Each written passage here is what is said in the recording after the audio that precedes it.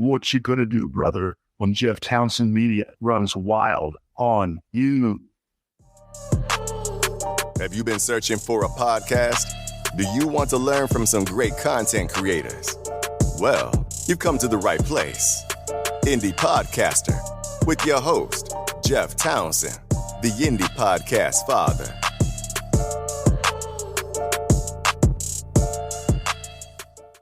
All right. This is Jeff Townsend. Thank you for checking out another episode of Indie Podcaster. This podcast is made for podcasters and other content creators. Certainly don't consider myself a guru, nor either do any of my friends that will be featured in these episodes. But what we do like to do is talk content creation, pick each other's brains, and have a good time. I'm proud to mention that this podcast is sponsored by Indie Drop-In. Now, let me tell you something about Indie Drop-In. This is an awesome network that my friend Greg has created. What he does is drop episodes from independent content creators into his established podcast audience on his feed, and he shares your episodes to an audience that already exists. Yes, it's like free advertisement and promotion for your podcast. He spent a lot of time, money, and effort building it, and he already has an audience interested in the content, and he can certainly help you by sharing your content. It's great promotion. Go to indiedropin.com/creators and check it out. If you're a comedy, true crime, paranormal, or various other different kinds of podcasts, you can benefit from this. So I really encourage you, once again, go to indiedropin.com/creators and see if you can get your stuff featured on Indie Drop-In. We'll go back to the podcast here, Indie Podcaster. So what we've currently been doing is sharing content from 3 different projects that I'm involved in. The first is Good Morning Podcasters with my good friend Fuzz Martin. We also do some content on Podcasting Sucks. And then in these episodes, you will also hear some content from Podcasting Power Hour. Podcasting Power Hour is a live thing we do on Twitter Spaces. We get a whole bunch of great podcast minds together and we talk podcasting. So if you're a content creator, a podcaster, I think you'll take something away from every episode of the content I'm going to share with you. With that being said, make sure you check out Indie Drop-In and make sure you enjoy this episode. I think it's important that we all continue to learn and grow every day, and that will help us become even better content creators. That's certainly what I try to do, learn something new every day. I'm excited to share this content with you. I think it'll be a learning experience for you. Let's get to this episode, and I hope you have a great time listening to it. Welcome to Podcasting Power Hour with your host, Jeff Townsend, a.k.a. the Indie Podcast Father.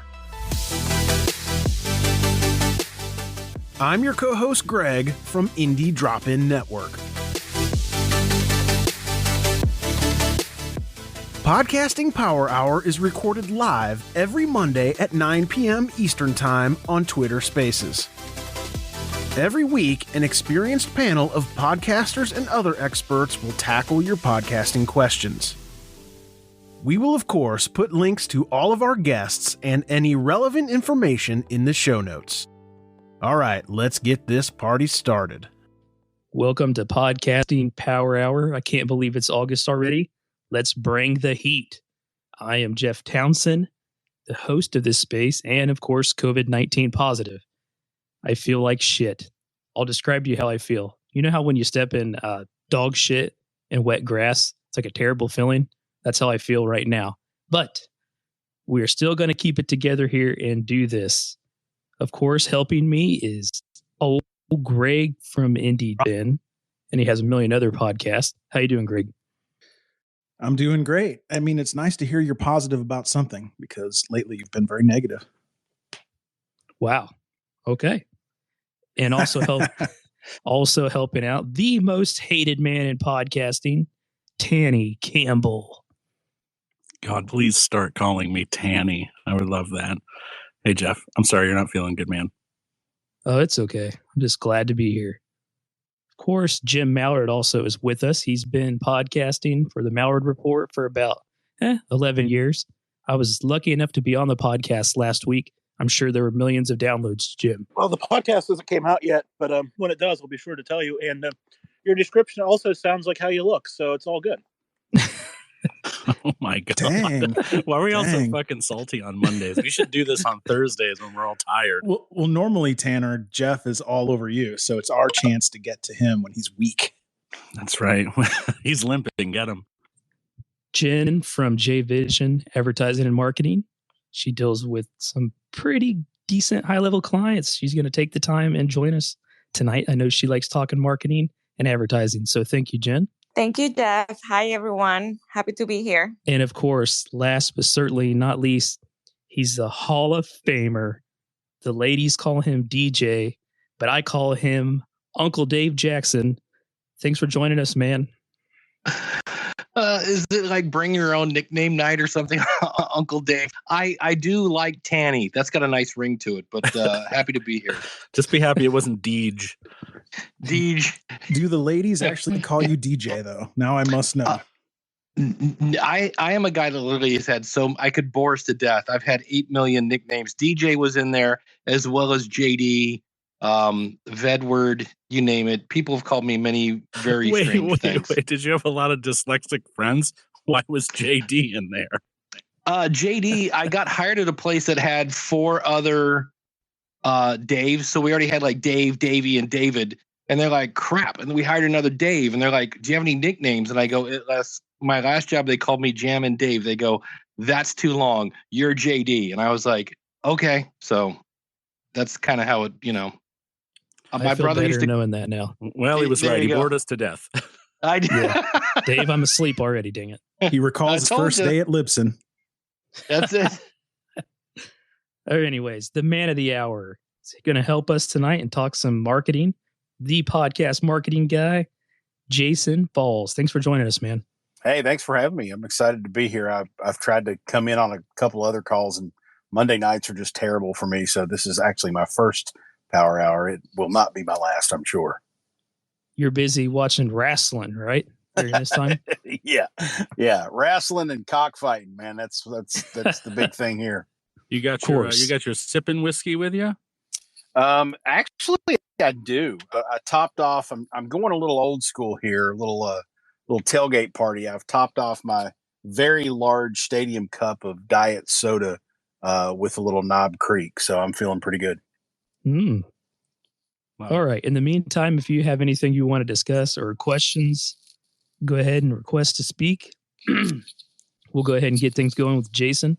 It's by no means an interview, but we will give you a little bit of time to talk about what you're doing and how long you've been doing it.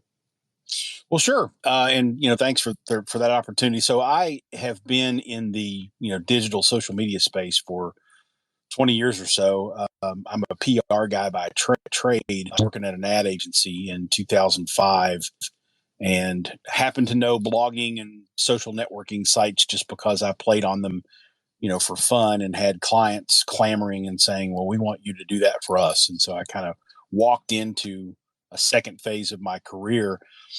Currently an influence marketing strategist and consultant. I work primarily with an advertising agency in Lexington, Kentucky called Cornet, but I've expanded that consulting business and now I'm working with other people too. Part of what I do with my influence marketing work is I have a podcast called Winfluence, the Influence Marketing Podcast, which is a spinoff and companion to a book that I wrote about the topic.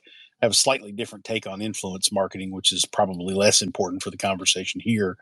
But in the pursuit of marketing that podcast and trying to find networks where I could get cross promotions and maybe find ways to monetize my podcast, my own little journey. I got really frustrated that I was on an ad network that I never saw any revenue from, nor did I ever see any cross promotions. And so I just got mad one day and started my own and called it the Marketing Podcast Network because I knew, hey, I know a bunch of people in the marketing space that have podcasts. Maybe I could talk them into joining me and we could kind of combine forces here. And what dawned on me while I was doing that was, if I can turn to an advertiser and say, I can guarantee you that 100% on this network are marketers, because that's all we do, are marketing podcasts, that's a pretty good sales pitch. And I can probably sell some ads that way. And so I started the Marketing Podcast Network in November. We're almost a year old. We've got about 32 shows now. 29 of them are on the ad network. And then we've got 3 that have opted to just be sort of thought leadership podcasts that pay a membership fee to be a part of the network. If you're on the ad network, you don't pay a membership fee at all. And we split our revenue. We automatically cross promote each other with shows. And then we have a monthly creators call and a Slack community where we support one another in our growth, our technology questions, all that good stuff. So that's what I'm up to. Well, now hold on a second, Jason, because I don't want to let you off the hook here. You came in talking smack, but you and I have a lot of things in common. One of those things is that we used to have an aggressively titled show, in your case, a book, and we decided, we probably shouldn't be that aggressive. You want to tell that story? And you 'Cause both it's a good have one. pretty cool beards too. Oh, his is way better. Yeah. Mine is way better, but that's okay. Timmy, he needs a few more years to have some length and some gray. He'll get it. It's no big deal. Yeah. So my first book that I wrote in 2011 with my friend and co-author Eric Deckers was called No Bullshit Social Media. And the point of that book was, at that point in time, very early on in the brands using social media space, you still had a lot of people saying it's all about joining the conversation and it's holding hands around the campfire and singing Kumbaya. And I was working at an ad agency. I couldn't do that with my clients. I had to talk to them about how social media marketing could lead to, customer acquisition, growth, things like that. So Eric and I sat down and decided we were going to write a book about social media strategy. And I really wanted it to be kind of in your face because that's kind of my personality. And we pitched it to the publisher and they said, if Barnes and Noble says it's okay with us. And Barnes and Noble loved it. And it's, sold modestly well for a business book. And then this last book that I wrote, Winfluence, Reframing Influencer Marketing to Ignite Your Brand, is the official title of it. I really wanted to, the voice inside my head, the devil on one shoulder was saying, you've got to be controversial. You've got to put a title on this book that's going to match or trump No Bullshit Social Media. And of course, the book is all about influence marketing without the R. And that's kind of my take on influence marketing is it's more than just social media celebrity influencer types. And so working title for the book as I wrote it was Fuck the Kardashians. But cooler heads prevailed, mine mostly, during the process. And I thought, nobody's really going to take me seriously if that's the title of the book. So we opted for something a little bit more business friendly. What did Barnes & Noble say to that one?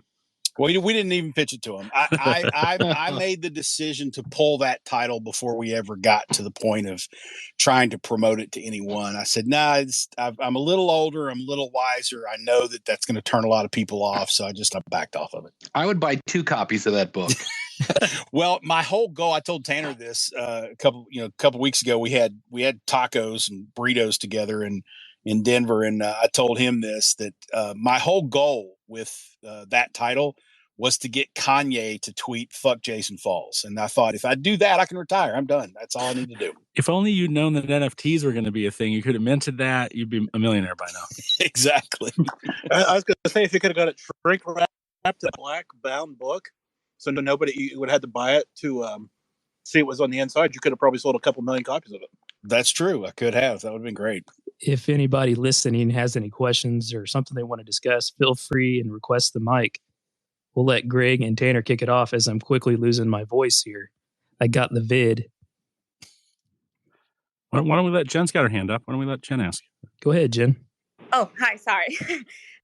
Well, Jason, I do have like a million questions for you. But first of all, we are like colleagues. We have a similar history, which is really amazing because every time that I see everyone talking about advertising and the way that, well, not just advertising, but the digital marketing aspect as well, the way that you are, it kind of inspires me to do the same thing because I've always wanted to do like something different into this industry, right? But one thing that caught my attention that you said about the influencer marketing is like I've seen your work, what you have been doing, and the difference that you're trying to make in the industry. But the main question would be, do you consider yourself an influencer? Oh, wow. I mean, within a certain sphere, sure. And this dates back to, I started my original sort of foray into the space was I started a blog called Social Media Explorer, which, I did a pretty nice job of growing that audience for a few years. And I started to have software companies in the social technology space reach out to me and say, hey, we'd like to partner with you. Can you do a webinar with us? Can we sponsor a blog post? And so, in the 2010, 2011 range, I was getting offers from brands to leverage my. So within that social technology, social listening, influencer marketing software space, I definitely consider myself an influencer. And I think that really helps me bring interesting perspectives and strategies to clients because I see the industry from a lot of different sides. I've been at a brand, I've been at an agency, I've been a content creator / influencer as well. Probably the only, facet of the influence marketing sphere that I've not had firsthand experience being, a part of on a day-to-day basis is working at one of the software companies. But my whole job as an influencer is to review and use all these softwares so that I can talk intelligently about them. So I do consider myself an influencer, but I don't have an ego about it because I realize that, as my friend Chris Brogan used to say, nobody at Walmart knows who I am. So I don't think of myself as important. I just think there are a certain number of people who listen to what I have to say. Would you think if people at Walmart knew your name that you were important, Jason? Well, no, that was Chris's the barometer? Point. No, that was Chris's point, because I can assure you, if I walk into the Walmart in Pikeville, Kentucky, half the people there know who I am. And that's not impressive. Well, you touched on something there that I think everybody in the room maybe has some misgivings about. I know that I do. I'm from New England, born and raised in Concord, New Hampshire, a little town called Sugar Hill. And, I've got some of that Protestant ethic or Protestant morality beaten into me over the years. And there's something about calling yourself an influencer that is just, it makes me uncomfortable. Jeff teases me about it all the time. And I think that most people, when they hear it, if they aren't, if they're not saying it about themselves, they hear someone else say it about themselves. It doesn't, what's the deal with that in your estimation? I mean, you've been in this for a long time. Well, I'm glad you asked that question because I've said this before. I got into this was again years ago. I got into an argument with Doug Carr, who's a real good MarTech blogger and expert. And I call him an expert, because he is. But he called himself an expert back then, just like people those influencers now. And I got into an argument with him, actually, I think on his podcast a long time ago. And I said, you can't call yourself an expert, man. That's like saying you're good in bed. You don't know if you're good in bed. That's for other people to judge. If someone calls you an expert, then in your mind, you are an expert, and you thank them for the compliment and move on. But you saying you are one, or you saying you are an influencer, I think is kind of makes you a douchebag. And I don't know. I've always kind of shied away from that. The way that I've phrased it to other people is I have a certain amount of expertise. I have a certain sphere of people that I might influence, but the title is something other people have to give you. Well, so how do you, because there's a juxtaposition there, right?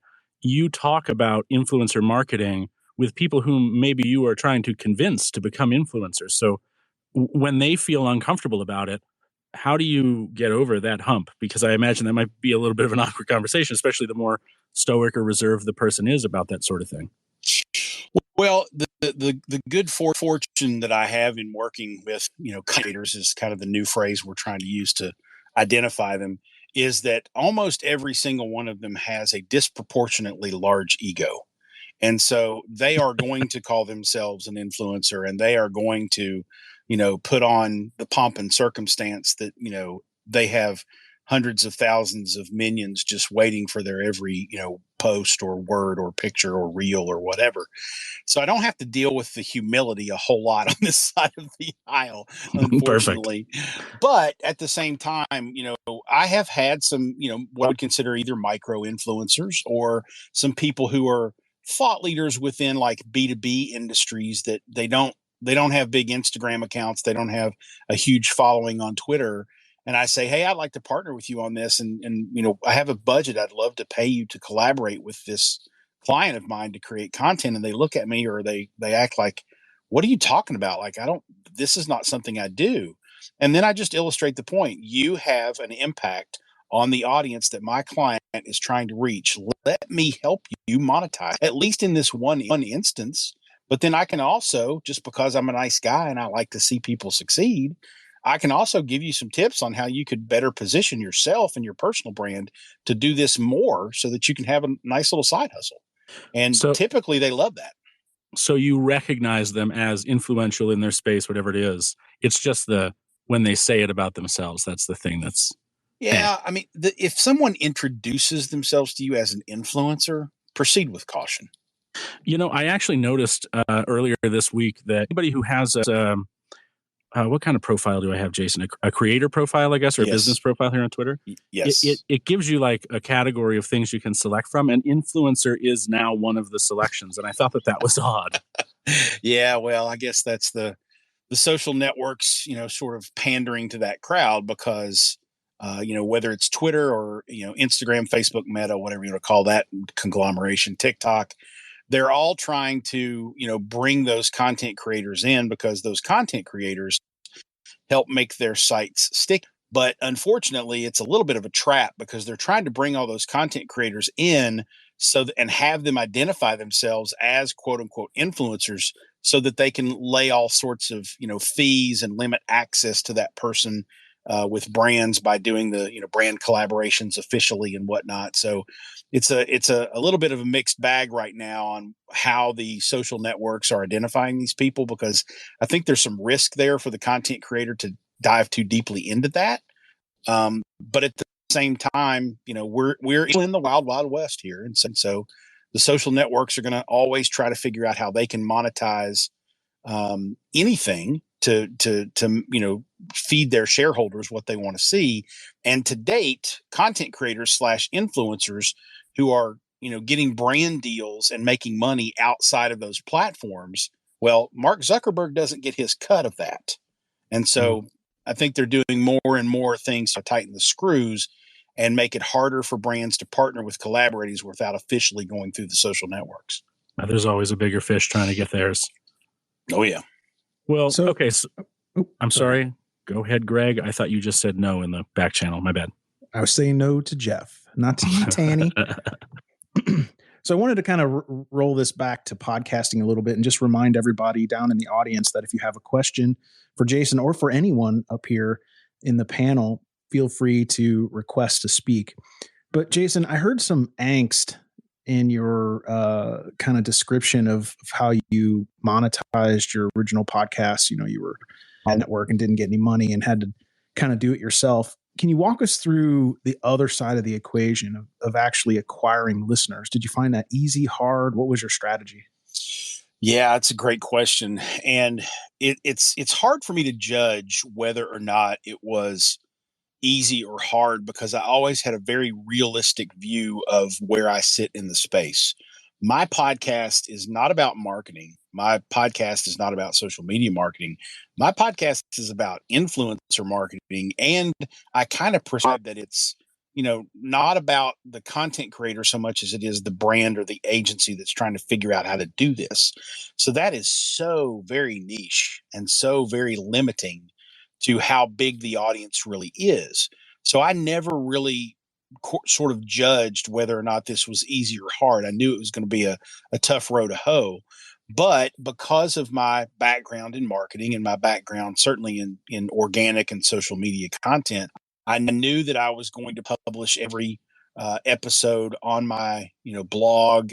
I knew that I was going to promote it on certainly Twitter, where I probably have my biggest audience, although Twitter is a little different than it was when I built that audience.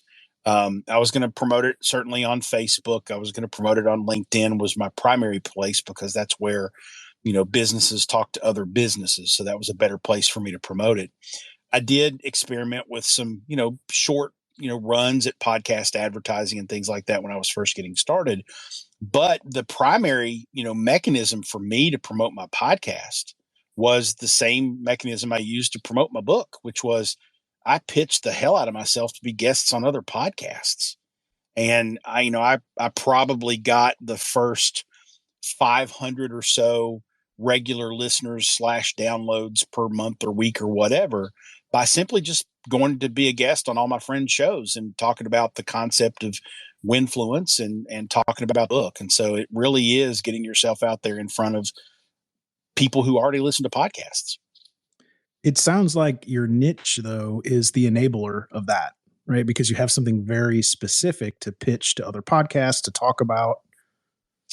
Yeah, it is. And it's really interesting because I have pitched myself to some podcasters and in the pitch or in the conversation about what we'll talk about or whatnot, they have a realization that one of the reasons that I'm pitching them is because they are an influencer and I want to reach their audience. So I'm using influence marketing to just grow my podcast.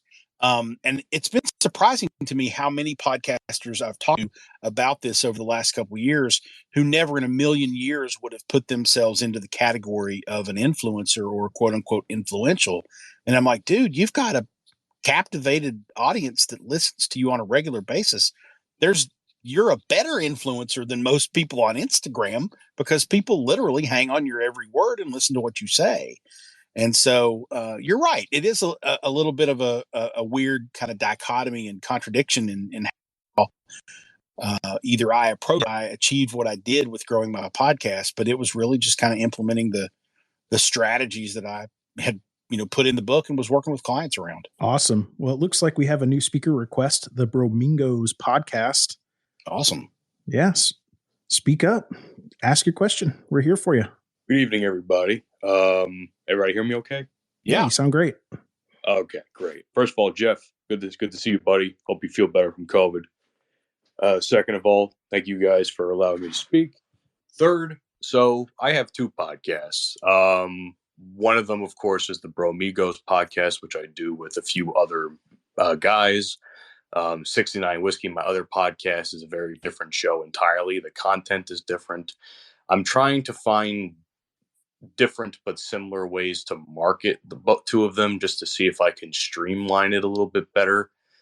Right now, I don't know if I'd say I'm in a bit of a trap of marketing when it comes to maybe say specifically Twitter and Instagram.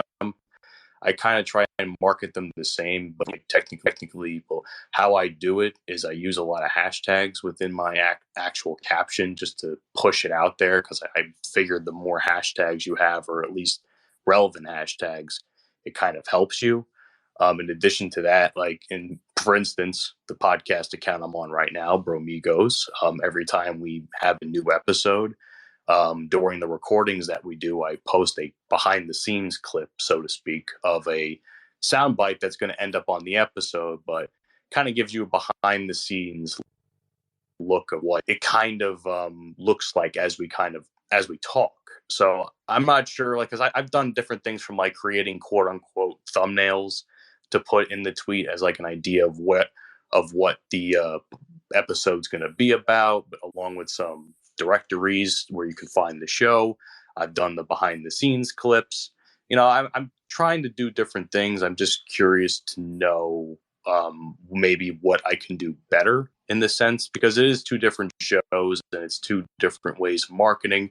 I guess for condensing the question, I guess we'll just refer to this account that I'm on. Is that easy for you? And or am I So Jason, do you want to tackle it, and then maybe we get Jen's perspective too?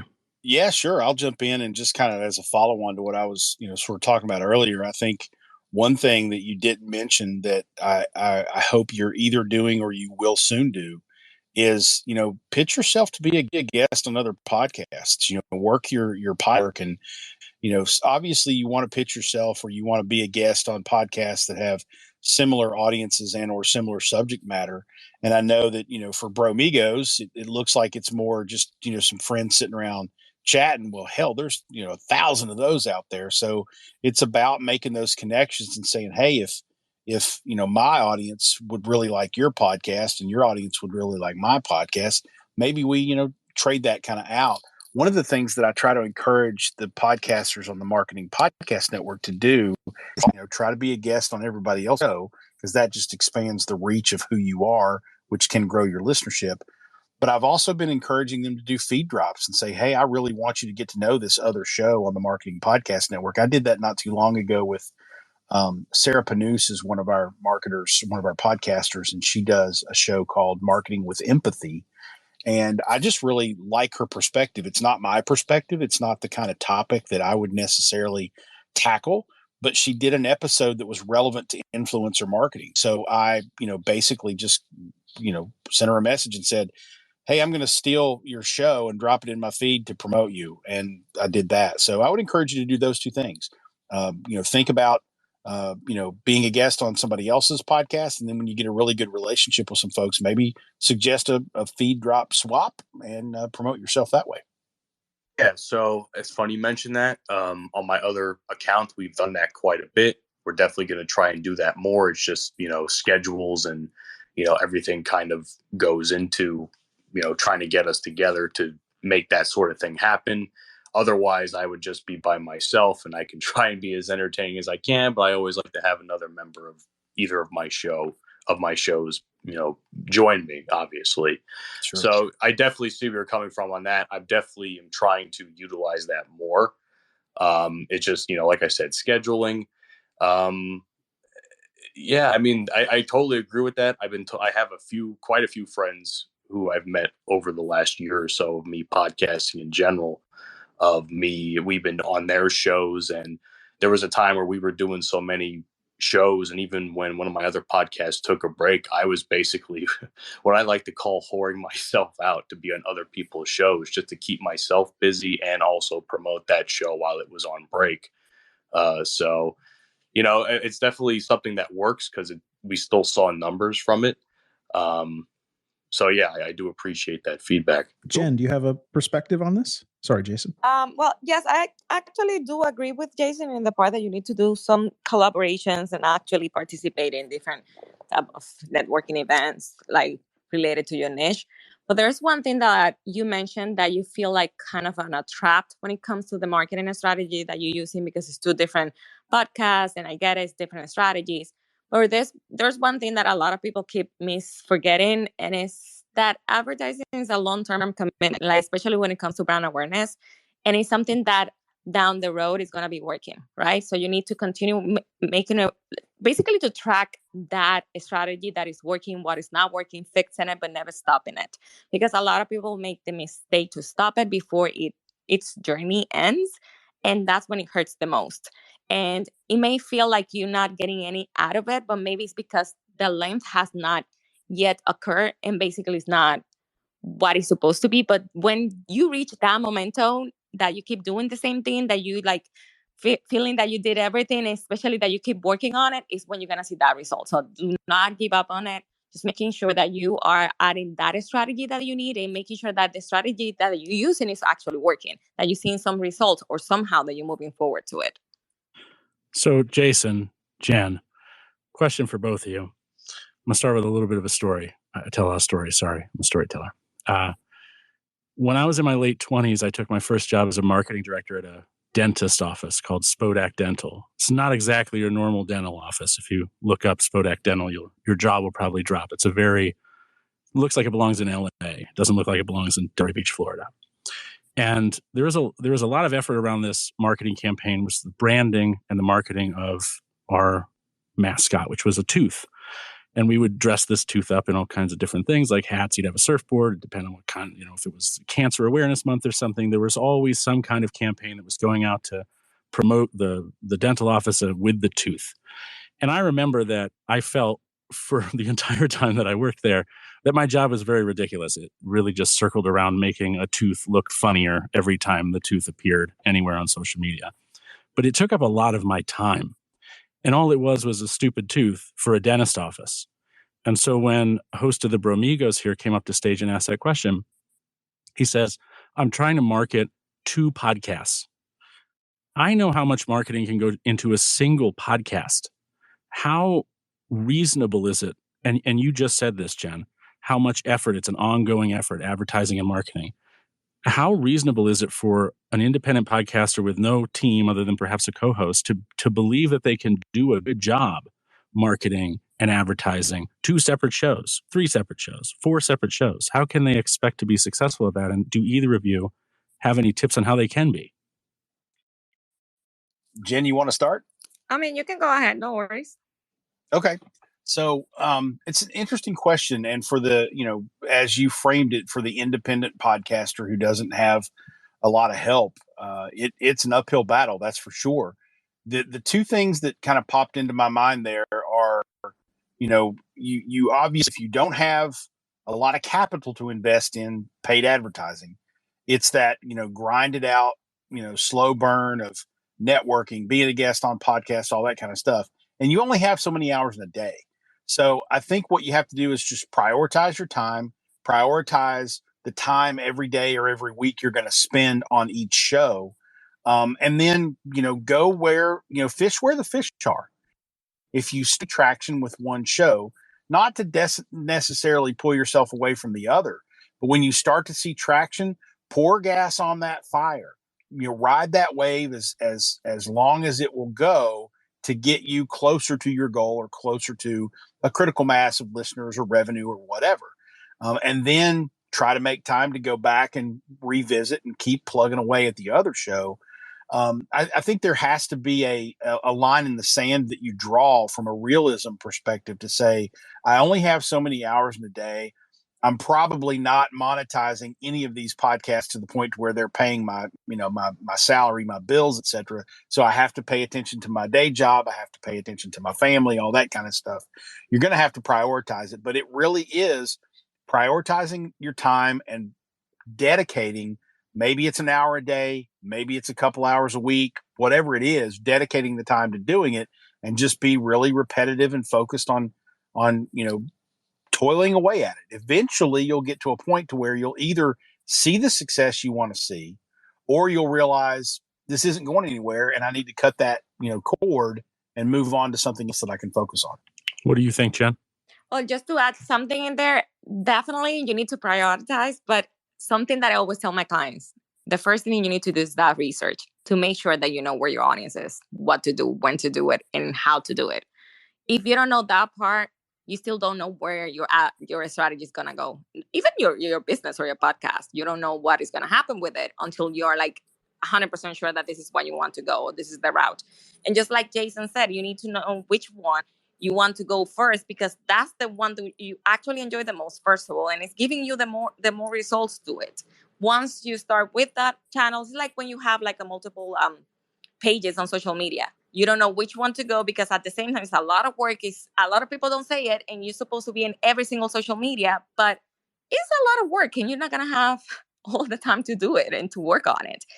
But once you see where your audience is, where you're getting more results, then eventually from that one, the other pages are actually going to grow. So the same thing is going to happen even with the different podcasts that you're going to have. You're going to be promoting it between each other, especially when you are on it in the one that you like the most. It's like the best strategy that you can actually add to it. And I'll add to that real quickly. I actually did this not too long ago. I was doing, 2 shows. One was Digging Deeper, which was really a marketing creative interview show for Cornett, the agency where I am.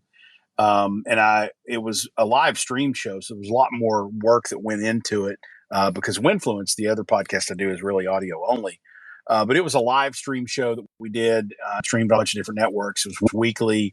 Took a lot of my time, took a lot of planning, took a lot of energy and effort to make that thing come to life. I streamlined my process and got it into a window of time every week that I could afford to give to it.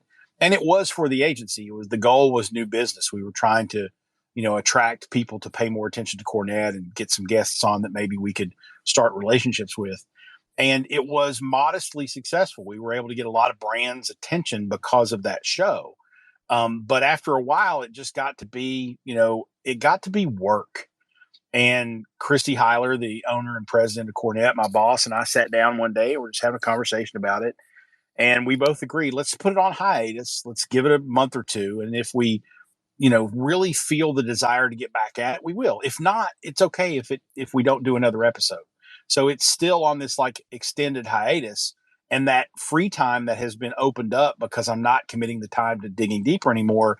I've been able to pour into kind of a side project podcast for her called Agency Owners in the Advertising Space. And that podcast is starting to take off. It's an audio only podcast as well. But we're seeing a lot more success more rapidly with that than we did with Digging Deeper. So I like the decision we made to kind of prioritize our time there. So I know that Greg has a question. Greg, I'm sorry for jumping in before you ask yours, but I know it's going to take us away from what we're already talking about. Jason, Jen, first of all, I want to say that I'm a lazy shit. Like I do paid marketing because I just can't. I can't handle the time involved in doing like traditional organic marketing. It takes fucking years to have it work really well for you. And I'm not great at it. So I really admire the skill set that the two of you have. You're talking about getting to know your audience? We have a couple of ways of doing that, right? We can see who's engaging with us on social. We can see on what social platforms they're engaging the most with. We can do things like put out listener surveys, but the call to action response, or the conversion rather, on a listener survey might be so low that the data is not really that useful to us. We have podcast prefixes or prepends that we can add in our hosting so that we can get some kind of demographic data. For example, Chartable has something like that. PodTrack has something like that. I'm trying a new startup called Podder that you can find at podderapp.com. I talk about it in tomorrow's episode, actually, that seems to be using census data and mapping that data to like the zip code of the person who's listening to your podcast to try to make some guesses about, kind of like how they measure billboard ads. Do you guys have any other tools that podcast using affordable tools or methods to find out who the hell is listening to us? Because I feel like it's a little bit more unique than a blog, a little bit more unique than a closed system creator on like Instagram or TikTok. Like, what can we do to get a better sense of who the hell is listening to us? Are there some analytic apps out there that we don't know about? I say this half in jest and half seriously. I'm waiting on Tom Webster to invent one. But I think he's in the room. So Tom, get to work. But I really and truly know my audience well, just simply because when someone says they listen, or when someone says, "Hey, I heard your episode on XYZ," I'll stop and ask them 5 or 6 questions. I literally I find actual listeners and I say, "Hey, how often do you listen?" Where I literally You're like the guy outside the supermarket with the yeah, absolutely. I'll just quiz them and get some real direct feedback from them, because I know it's very difficult for me to get that kind of qualitative data anywhere else. Quantitative data that I get isn't really all that good because I don't have 100,000 downloads every episode, so I'm not going to get that kind of data for the size show that I have. So until, of course, Tom Webster invents something to solve that problem, which I know he will, or be a part of something that does, I'm just going to keep talking to my audience. Podcasting Power Hour is part of Indie Drop-In Network. If you are a podcaster looking to grow your listeners, check out IndieDropIn.com. Indie Drop-In is always free, and we have opportunities right now for comedy, true crime, scary, and paranormal podcasts. Just go to IndieDropIn.com to learn more. Jen, how about you? And then we'll go to Michelle, who I think jumped up here because she probably has some input. And then we'll go to Greg. Jen, go ahead. Well, I actually agree with Jason on that. I don't have a podcast, but I think it works either way on any single social media page, right? Or any page that you have. I do the same thing on Instagram. Like, I ask the people that are tuning in and that are engaging with my content, and I ask them directly. But there's one thing that is being old enough and kind of works somehow, is that when you do like this type of question quiz for people to find out what do they like and everything like that, it's easier for you to know what kind of audience are you trying to reach and the audience are you trying to engage with, right? So I kind of do the same thing that Jason does, just with my Instagram page.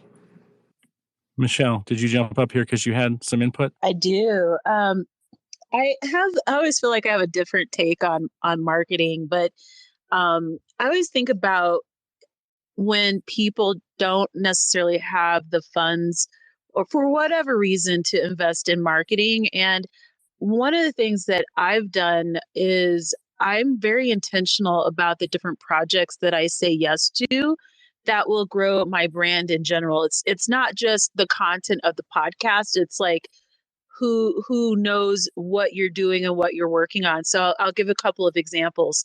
I'm in the personal finance space. I actually make a point of saying I'm not a financial expert, but I'm an expert at financial conversations. And so one of the collaborations that I ended up working on last year was with Experian.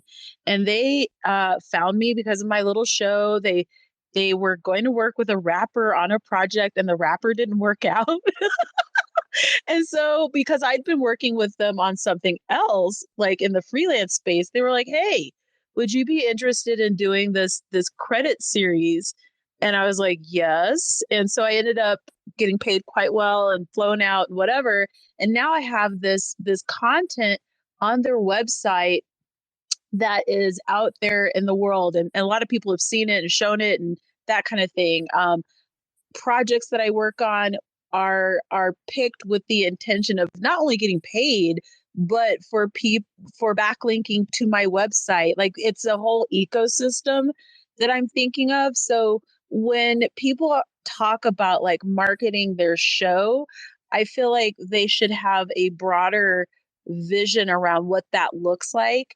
I just finished wrapping up being a host for a podcast that's known in our space because the organization is the organization that hands out awards for people who create content in the personal finance space. So I was the host for this year for their podcast, and it went very well. So I do a lot of things like that also backlink to my show, to my website, and build my brand authority. And that attracts other opportunities to expand what I'm working on. So that's just something to consider. And also design projects that you would like to get paid for, so that people or that you would like people to notice without waiting for people to say yes to the project. Do you know what I mean? So this whole summer, all I'm doing is I produced a series on student loan forgiveness. It's top of mind. It's a very evergreen topic. I don't know what's happening with it, but it's been a really good piece of work, and I've gotten paid for it because I don't do these things for free anymore. It takes a lot of time to podcast at this point for me. So I find partners who make sense for projects that I develop. So right now I'm developing one on women and money, and I'm thinking, okay, which partners make the most sense? That one, have money, two, can backlink to me, can shout me out. Like, it's a whole process. So just think broadly as you consider marketing your project. By the way, I have more than one podcast. So I have one on digital marketing. I have one on Colorado. That one's really easy. And it's, you connect with people in person and just think bigger. I think that's where people get tripped up. They think too small about what the project is. So, Michelle, would you call your brand authority? Would that be otherwise described as influence?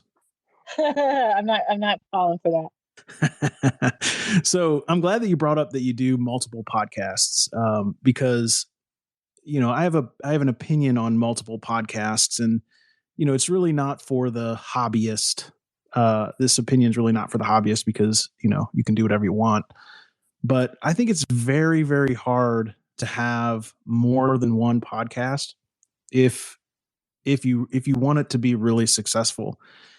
And, for me, I launched my first podcast, I don't know, it was like 2016 or 2017. It wasn't really that long ago, but I launched it like a business. We had 2 full-time employees plus me part-time, and we still didn't get everything done. So just to think about someone who has a full-time job trying to market and write scripts or at least outlines and find content and just go through the whole process for more than one show seems insane. So I just caution everybody. It's very difficult. I just caution everybody, if you're going to go down that road, just know that, well, I think Jason or Jen said it, like, one is going to suffer, and you should figure out which one has the fish and, probably pivot to that one and do the other one for fun. Dang, Greg. I got 2 dailies and 3 weeklies. What are you trying to But you don't have a full-time job. No, that's true. You are a full-time content creator. Tanner's a podcast savant is what he is. I think that's a good that's way. The right word. I don't think that's the right word. That's a nice thing, isn't it? Well, he's an influencer. He is an influencer. I would, say to that, Greg, I agree with you. And I think that, focusing on multiple podcasts is very difficult. Attention deficit disorder world, and no offense to anyone who has official diagnosis, but I mean, I don't have an official diagnosis, and I cannot keep my focus on one thing for very long either. And I know that what at the end of the day, when I have to make decisions about what I'm going to put my time into, it's almost always going to be first, what do I love to do? And second, what is going to help me provide for my kids? And if those two things coincide, I know I got something good. And Winfluence for me is that. Digging Deeper wasn't so much. It was great while it lasted. It was a good experience. If we want to rekindle that at some point, I would certainly be open to it. But when I'm prioritizing and making decisions, it's those two things, man. If I really love doing it and I just am passionate about getting up and thinking about making that better every day, and it can help me, put food on the table and provide for my family, then that's what I'm going to focus on, and everything else can take a backseat. This is a good example because what you're describing is this like focus on a singular niche topic genre. Like you're passionate about influence marketing to the point where you eat, sleep, and drink it, and you can be an authority in the space, have an influence sphere, make great content, all those things. And I think in order to be successful in podcasting, like you have to be at that point where you're living it and breathing it, because that's what translates to the audience. Because you're talking about getting people to pay attention to you in a world where a million other things are begging them to pay attention to not you. Exactly. And mediocrity is obvious when you're listening. Now, some people are just amazing and they just don't have to prep. But most of us, like me, like have to do 8 hours worth of work for a half an hour podcast. That's true. And I would say this, though, for those of you out there who are like, well, yeah, but I do 2 or 3 podcasts, or I have another concept I want to start. Don't kill those ideas just because we're saying in order to be really successful, you kind of have to narrow your focus. I would love more than anything to, sit in on 2 or 3 other podcasts a week and, be one of the panelists or one of the contributors. I don't necessarily want to take on the job of producing and marketing and promoting and an entire other podcast. But I think if I wanted to do, something that was about, I don't know, about parenting or about, my life in Kentucky or some of the other things that I'm interested in, even if I were invited to be, a co-host of a bourbon podcast, which is a topic that I feel like I know a little bit about and could be pretty entertaining with, I would love to do that. But I also have a radio pedigree and a background. So as long as I don't have to do a whole lot of prep work and a whole lot of post-production work, I can sit and talk about anything for a long time. And I would have a lot of fun doing that. So I'm not going to kill those ideas. I just can't take on the entire responsibility of them. All right, Hence listen, the power hour. Ladies and gentlemen, Jason Falls just gave us a perfectly wrapped up exhibit A of the kind of co-host you don't want to get into bed with. He just wants to show up and talk. No prep, just loaded with bourbon, ready to talk. Hey, me drunk on a podcast would be really entertaining. You're welcome to come on my other podcast whenever you want then, Jason. Let's do it. I will say this much though, because I'm sure maybe someone wants. I know it is the power hour after all, so maybe someone may have a question. But I just want to thank you guys for your time, all the information. I definitely have soaked in like a sponge, and I will say this much, as someone, like I said, I do have 2 podcasts, and for the hobbyists, it may be difficult. For me, I enjoy it despite all the work. I mean, it is. Hey, come back off, Bromigo. Somebody tried to approve a request and accidentally muted everyone. Oh, sorry. Can you guys hear me? Yeah, go ahead. Okay, yeah. I was going to say, I definitely wouldn't be taking on the amount of projects I would go on if I didn't want to do stuff like this as a professional career. I mean, Jeff and I have spoken a couple of times about how this is the type of thing I actually do want to do. I have worked in radio. I've spent thousands of dollars in school for this sort of thing. So this is the type of stuff I definitely enjoy. And I do appreciate the fact that you guys were able to help answer my question to the best of your ability. So thank you. If I could, before we move on to whatever the next topic is, and I'm sure Greg's going to tell us here in a second, for all of you that are thinking about like what Bromigo what's your first name, man? I know it and I can't. It's Matt. For any of you who are thinking you want to make this your full-time thing, I know there's a lot of anxiety around making that jump. I mean, it's experience that I have most certainly had more than one time in my life. It is more possible than you think it is. So if people are telling you it's not possible, you're never going to get it done, so long as you're open to feedback, so long as you're open to taking risks, so long as you're committed, I mean, you can make it as a content creator, as a personality, as a whatever we call ourselves, influencers, God forbid. It is something you can really do. I mean, you just heard Greg make fun of me because I don't have a job, even though this is my job. And I think that's kind of the point he was making. Job. Yeah. Anyway, go ahead, Greg. Yeah, no, I think that's a great comment. What I will say is kind of a rule in kind of all business is niches get riches, right? So, I mean, you've seen those hair salons where they just blow dry your hair. I mean, that you can niche down further than you could ever imagine in the world, and there's probably a market for it. I mean, there is such a thing as too niche, but I don't think you'll find it in podcasting, because you can always kind of unlatch the belt, a loop. So what you want to, if you want to try to, I'm a big proponent of kind of the middle class of podcaster. I think like Tanner, said, if you want to make $50,000, $60,000, $70,000 a year podcasting, I think it's very doable. You can make a lot more, but I think if you're just trying to replace like a middle class job, I think you can do it. But you need to really focus on the niche, how you find value, and you got to eat, sleep, and drink that niche so that you can be more valuable in that niche than whoever's currently there, or at least as valuable. But, and you got to be willing to, I mean, if it's a business that you're building, you got to be willing to look at it like that and maybe expand to Jen's point earlier. You kind of have to broaden your, what are we saying? You include more things in your idea of what your business is exactly, because you're not just a podcaster, really. Yeah, I would definitely echo that. And as much as I love doing Winfluence, the podcast, and, I've been able to monetize it modestly, it funnels clients, consulting clients to me for influence marketing. That's what it's there for.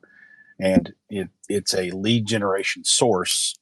And it does not support me by itself, nor could it at this point.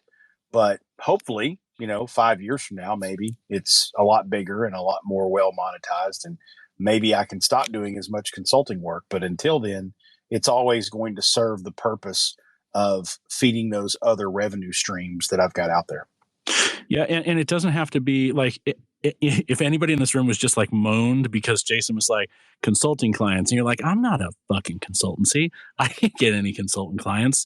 I just had a conversation with a podcast I think is called like Pacific Northwest Hauntings or something. It's two girls host a podcast about what you think it probably is about. It's about that.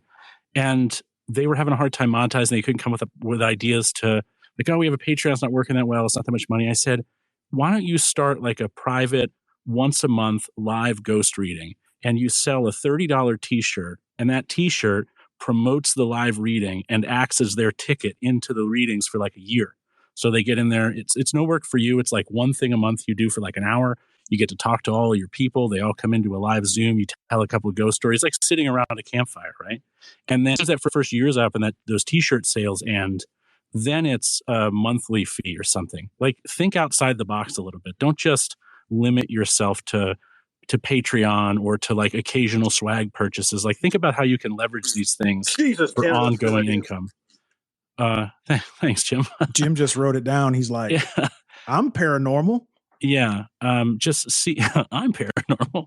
We're all a little paranormal, but think about how you can use these. Patreon's been, I think I remember Patreon when it came out like 2013, I want to say, or 12 when it came out. These things have been around for a while. They're not really getting any better. Think of new creative ways to leverage them. I think that membership programs and like private feeds, but thinking about them a little bit differently than just an ad-free feed. I think there's a lot of ways to make money. I got a little criticism for a tweet I made earlier today about like $50,000 a year in gross revenue is really easy to make. If you're willing to make $30,000 and eat noodles for a year, you can probably get there maybe even faster than a year. I mean, it's not that hard to make money. It's hard to make a lot of money, but it's not that hard to make probably what you make at your day job. Well, You got to have a good show first, though. Yeah, you Sorry, have to have Jason. a good show. Yeah, 100%. No, that's okay. Yeah. Definitely have to have a good show. And Tanner, let me add to that. Consulting is just kind of part of what I do, and I would say that that's one revenue stream. If you don't consider yourself a consultant, here's something that I think a lot of podcasters maybe don't consider. And one of the other revenue streams that I have is speaking at conferences. And maybe you have stage fright and you don't want to get up and speak, but you do have the ability to broadcast. If you're a podcaster, you're a broadcaster.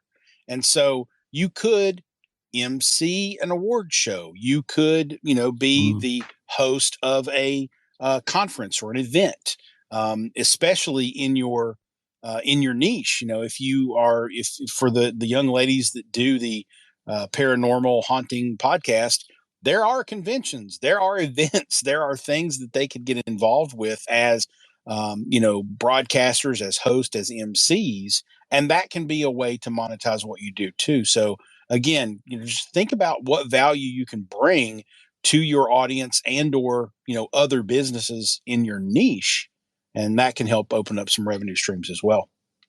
Yeah. Okay. So 80s. Oh, Ed, what's up, Ed? I'm being asked to queue you up for your question. Go right ahead. Oh, sorry. I was just starting to walk my dogs. I thought we were going to be talking about drunken podcasting, and so I was going to chime in on that, but we've long since passed that, so I really don't have anything. Well, thanks for an amazing final question, Ed. He drank all this liquor for no reason. Oh my God. Love it. All right. Well, does anybody have any final questions? Because we are at 10:01 Eastern time. And Jeff is going to turn into a pumpkin if we don't hang this thing up soon. I think Jeff might be asleep. Michelle, I'm not asleep. Okay, I'm here. Michelle, you did come on for a second there off mic just before I called to Ed. Did you want to add something?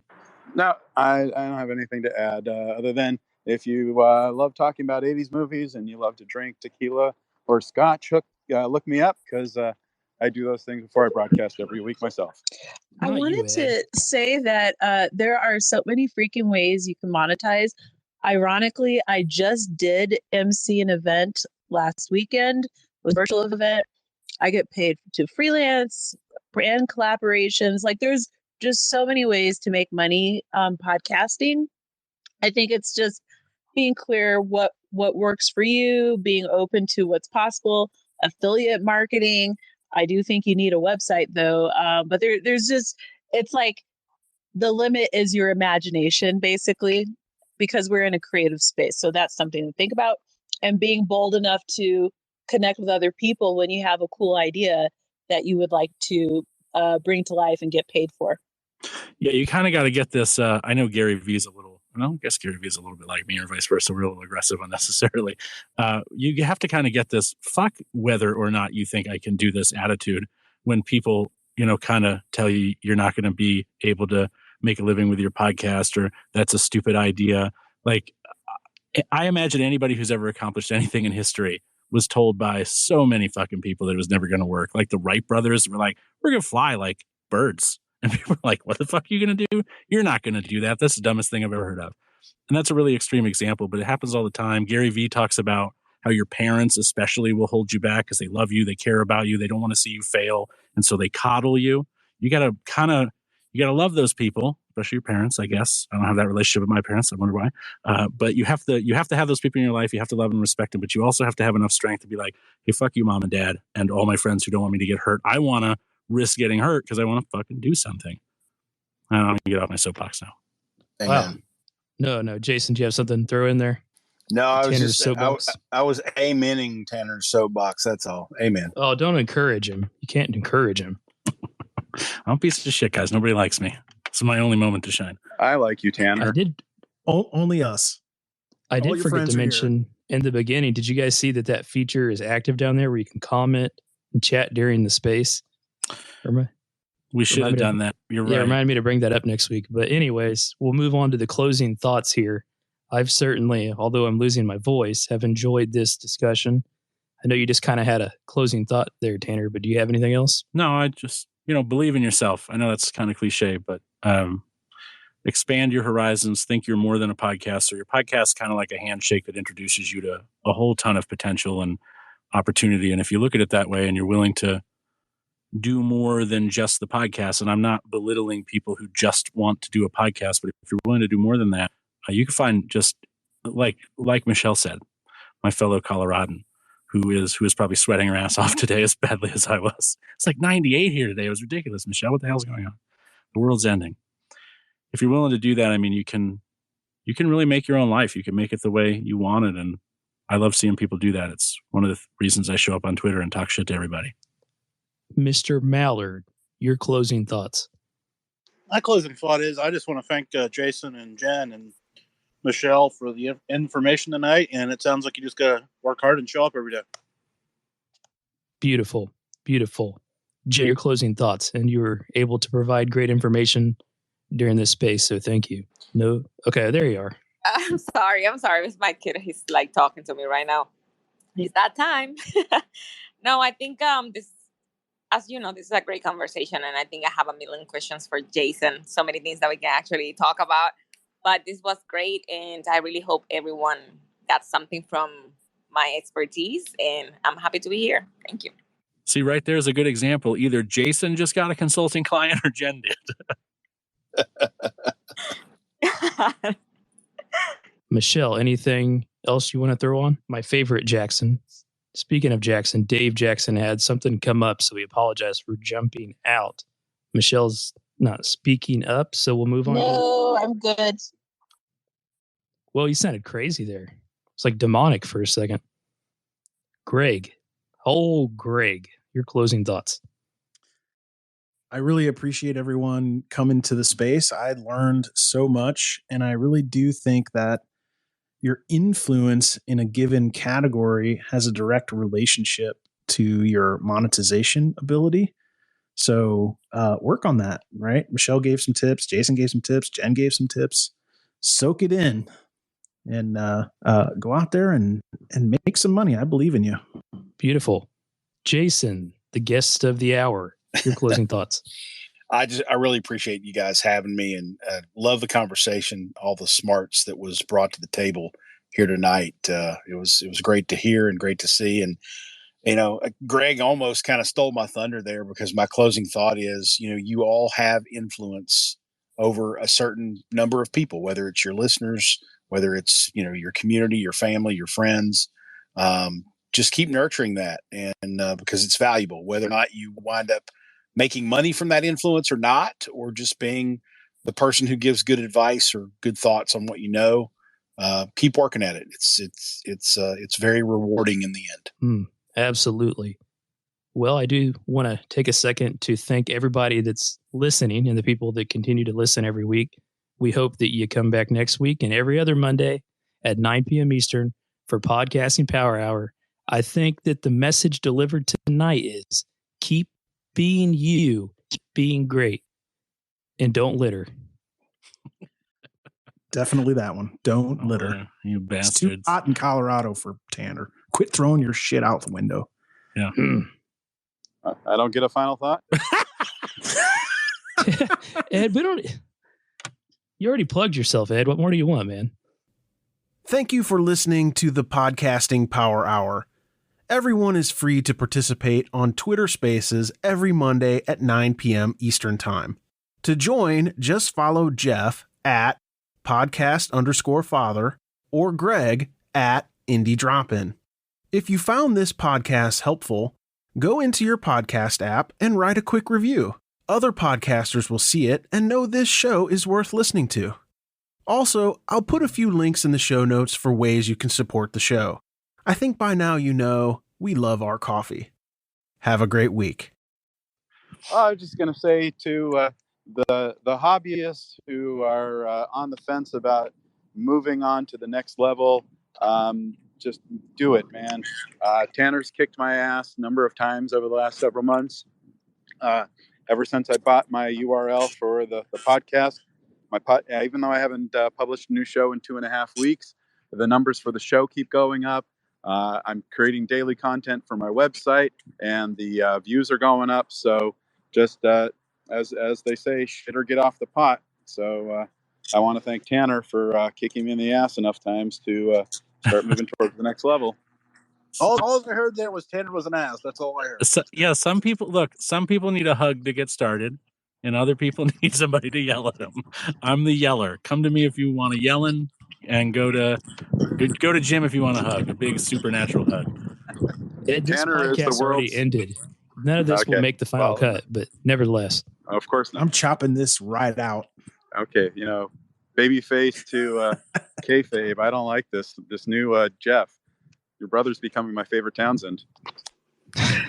Well, I'm just being honest with you because Greg's the one that edits it, and I know he will cut this shit out. He will hack and hack. All right. I will not. Guys, I'm out. Greg's Peace. like the only person in the room who doesn't follow me, so See I'm ya. not too worried about what he does. There you go. I'm not into 80s movies, man. I'm just He's kidding. I'm he's totally into the- 80s movies. His age is more into 50s movies. I didn't know they made movies in the 1850s. I just rectified that issue. So if you start complaining again, I will unfollow you. I was going to say Greg's favorite movies are the ones that didn't have sound.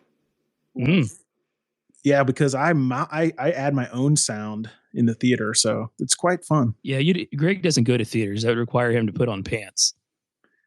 Well, yeah, I have one in my house, so why would I go anywhere? Oh, That's here why we he go goes to again. the drive-in. No pants required. There's no drive-ins in East St. Louis anymore. Do I have my camera on? What is going on? Hey, Jeff, All no, right. serious. Feel better, bud. All right, thanks, and I appreciate everybody coming in. See you next Monday. Nice. See ya. See ya. Bye-bye. Thank you for checking out this episode of Indie Podcaster. I really do appreciate it. If you're interested in learning more about this podcast, you can go to podcastfather.com. If you're interested in all the different kind of work that I'm doing, you can go to jefftownsend.media. Contact form on there, various other different podcasts and projects that I'm involved in that I think you will enjoy. But again, thank you for supporting me, and make sure you support Indie Drop-In Network like we covered in the beginning. Get your podcast featured on there. Until I see you next time, take care of yourself and keep being you and keep being great.